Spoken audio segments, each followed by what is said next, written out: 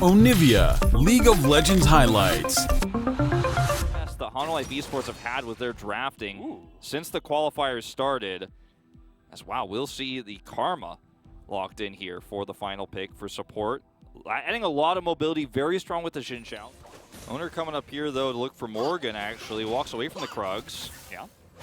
For a little bit more, bouncing on the head, but the stun comes in and the flash will not be enough. And Owner gets out of there very clean, doesn't even take an extra turret shot. So this cannon not working out in terms of objective control here, and you can see reflected in the gold graph that T1 really only has that first blood's worth of gold of an advantage. Waiting as Owner was rotating down, but the damage is there as the Q will force the heal out, and Deft actually flashed forward for that one, so the kick comes in and the Q misses as Morgan's just gonna die in the solo kill, as now Deft is gonna be able to just walk away from this. So if you're fighting almost any other melee champion, you feel really good about that exchange, but not against a Kassadin that's starting to come online. Gnar, but Faker is very happy to solo lane against a mini Gnar as we see the teleport commit. Wow, they're all just ganging up on Deft. They found him there alone, and now he's just dead. And you see that Morgan goes in, gets Zhonya's away from his Mega Gnar into the wall, and now he's just gonna die. And T1 are just easily cleaning up the scraps.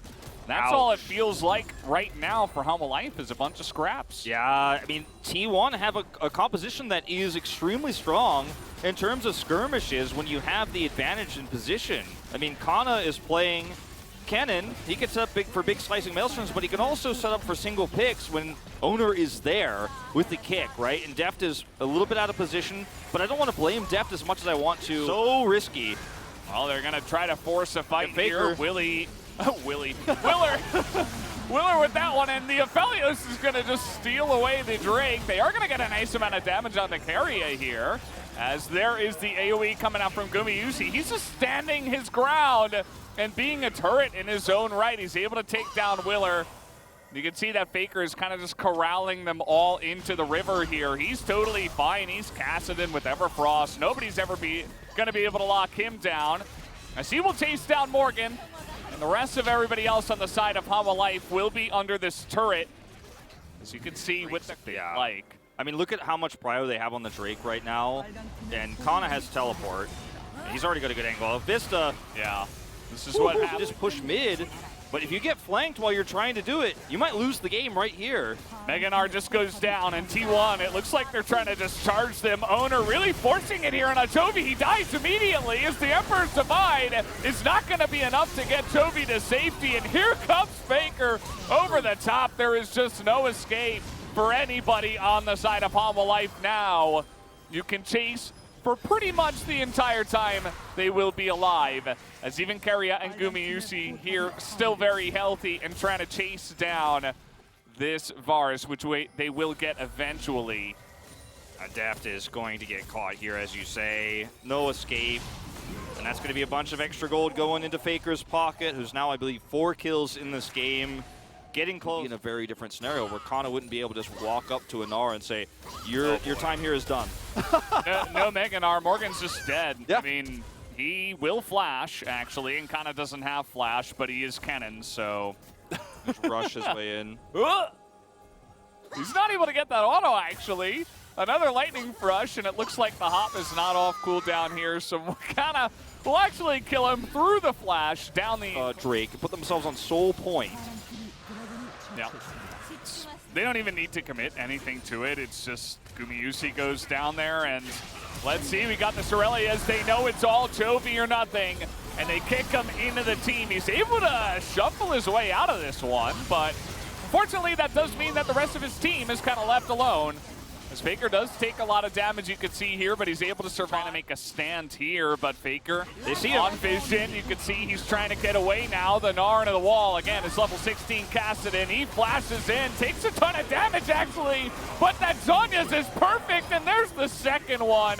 And he will survive. And all this focus on Faker, of course, Gumayusi is still just left alone, as is Kana and Owner and the rest of the T1 team. They just smash him there in the mid lane. I'm still waiting for the Simpsons episode episode where you've got the newspaper about young man Valdez shakes fist at stopwatch, but we get the double Zonias here from Faker. The first one is perfectly timed. His health is less than 1%. He survives there, and Hanwha Esports can't turn. Now they're going to try to group up for Baron. Kana still has Slicing Maelstrom. Didn't need to use it. That's insane.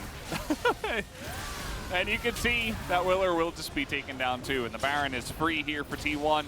They're taking it relatively slowly, which I do respect. I mean, you have Kassadin and Aphelios, you might as well. You can just carry against us. We'll just accept the defeat. And he's played a great game, just not dying. He's going to get a Banshee's Veil next if we get to that point, and I don't know what happens if that happens. Faker is just, who will be, I mean, he could 1v5 practically. That's how difficult to kill he will be. He's level 18. Yeah. Like, look what Kassadin at this level can do as well. You just hop over the wall. This is not like a normal game state. Not a lot of champions can do this. I guess LeBlanc would be the other big one where she hops over, but then she hops back. But he's just sitting there and he's like, yeah, I dare you to attack me. Like, well, he hops on top of them and then he hops on top of them again. Yeah, or he hops away. He can do whatever he wants. And all the while, there's all this focus on the Kassadin, and Gumayusi's 4-0, and he's just like, okay, well, I'm late game Aphelios now, so. It's a 12,000 gold lead. Aphelios, by the way, also has a stopwatch now. As Hanwha Esports, you don't even want to engage with a Narbar. You also don't have one, you're about to. But if you go in here, I'm sure Hanwha Life now are like, man, we should have just played Azir Sivir if we knew we were going to be sitting on Nexus turrets. Maybe try to recreate even though T1 took a small break to pick up the Mountain Soul, I would imagine that they're not going to let this game live for too much longer. Okay, the Moonlight Vigil misses. Oh, he lands. That doesn't. I thought they were going to go in on that one, but taking it slow. Kana's like, can I press R? Can I press R? Yeah, just waiting for their moment, and there it is. Nice Gnar away from the team as Owner just laughs at Toby, flashes over the Emperor's Divide and says, thank you very much, we'll take game number 1. And that is going to be a utter stomp here in game number 1. T1 declaring them the stronger team here to start off. It's the first time.